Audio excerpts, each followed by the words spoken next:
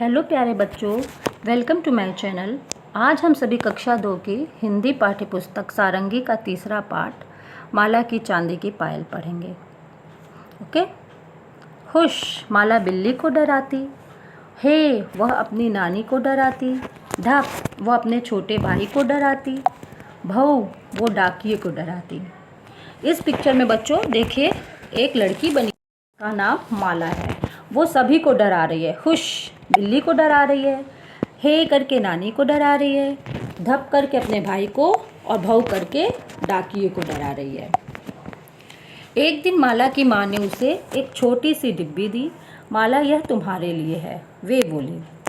माला ने जल्दी से डिब्बी खोली, जिसमें उसे मिली नीले कागज में लिपटी प्यारी सी चांदी की पायल। तो ये जो लड़की माला है, एक दिन उसकी माँ ने उसे एक डिब्बी में चांदी की पायल दी है। ओके।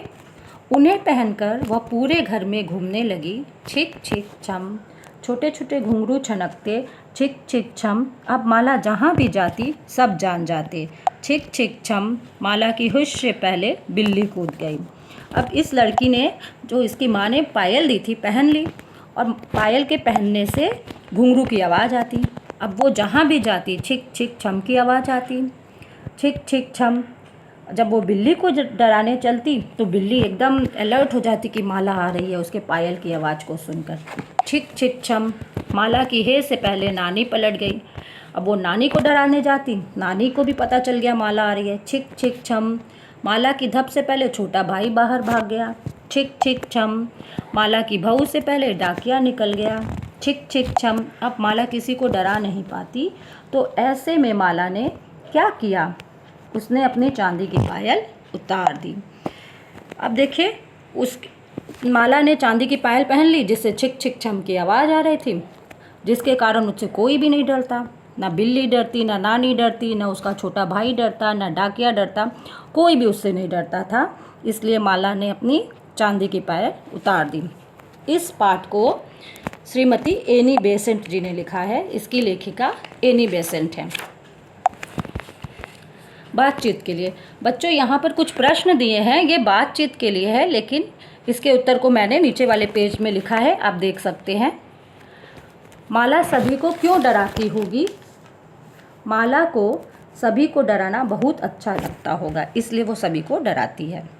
माला से सभी क्यों डर जाते होंगे?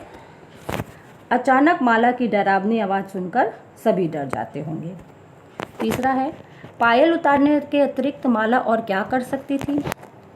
तो माला एकदम धीमे धीमे चल सकती थी। चौथा प्रश्न है, माला ने माँ को पायल क्यों दी होगी? तो माँ ने माला को पायल इसलिए दी होगी कि वह किसी को डरा ना सके। अब लिखिए, आपके लिखने वाले प्रश्न हैं। माला की माँ ने उसे क्या दिया? तो माला की माँ ने उसे चांदी की पायल दी। दूसरा है, माला ने पायल क्यों उतार दी? सही उत्तर चुनिए। इसमें 4 उत्तर बच्चों, इसमें 4 उत्तर दिए हैं, इनमें से जो सही हो उस पर आप टिक लगाइए। पायल माला को चुभ रही थी, पायल से सभी को माला के आने का पता चल जाता, पायल की आवाज़ से सभी को बहुत मज़ा आता था, एक पायल खो गई थी और बस एक ही पायल रह गई थी।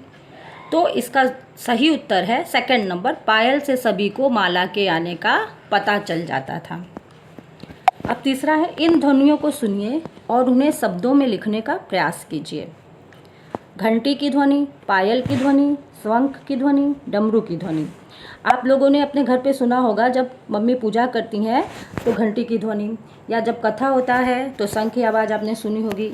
आप सभी की मम्मियाँ पायल पहनती होंगी तो उसकी आवाज़ भी आपने सुना होगा। और कभी कभी मेले में आप जाते होंगे, वहाँ डमरू आपने देखा होगा, तो डमरू की भी आवाज़ सुनी होगी। अब चौथा नंबर है, माला किस किस को डरा रही थी? माला बिल्ली को, नानी को, छोटे भाई और डाकिये को डरा रही थी। नंबर 5 है, विराम चिन्ह का सही प्रयोग करते हुए नीचे दिए गए वाक्यों को अपनी कॉपी में लिखिए।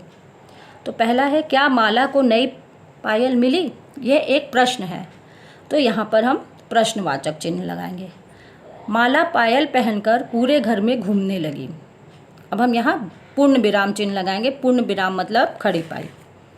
आओ बूझे पहेली। माला की चांदी की पायल खो गई है, अक्षरों को जोड़कर माला की चांदी की पायल बनाइए, रेखा खींचकर शब्दों को जोड़िए। अब इसमें गोल गोल जो बने हुए हैं उसमें लिखा हुआ है एक एक पापा, पा, मा, की, डी। तो इससे आप माला, इसमें गोल गोल जो बॉक्सेस हैं, बॉक्स नहीं है सर्कल्स हैं, उसमें ये जो वर्ड्स लिखे हुए हैं आप उसको जोड़कर माला की चांदी की पायल बनाइए। नीचे भी लिखा हुआ है माला की चांदी की पायल। Thank you.